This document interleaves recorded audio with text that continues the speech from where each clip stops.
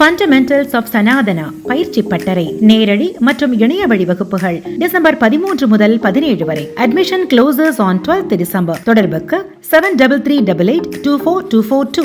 கர்நாடகாவில் பாஜக ஆட்சியில் இருந்தபோது நிறுவப்பட்ட சுதந்திர போராட்ட வீரர் சாவர்கர் உருவப்படத்தை அகற்ற இப்போதைய காங்கிரஸ் அரசு முடிவு செய்துள்ளதாக தகவல் வெளியாகியுள்ளது. கர்நாடகாவின் பெலகாவியில் இருக்கும் சட்டமன்றத்தில் பசவராஜ் பொம்மை முதல்வராக இருந்தபோது 2022ஆம் ஆண்டு வீர சாவர்கர் உருவப்படம் நிறுவப்பட்டது. சென்ற ஆண்டு கர்நாடகாவில் நடந்த சட்டமன்ற தேர்தலில் காங்கிரஸ் வெற்றி பெற்றது. இப்போது கர்நாடகாவின் முதல்வராக சித்தராமையா இருக்கிறார். இந்நிலையில் பெலகாவியில் சட்டமன்ற கட்டிடத்தில் நிறுவப்பட்ட சாவர்கரின் உருவப்படத்தை அகற்ற காங்கிரஸ் அரசு முடிவு செய்துள்ளதாக தகவல் வெளியாகியுள்ளது.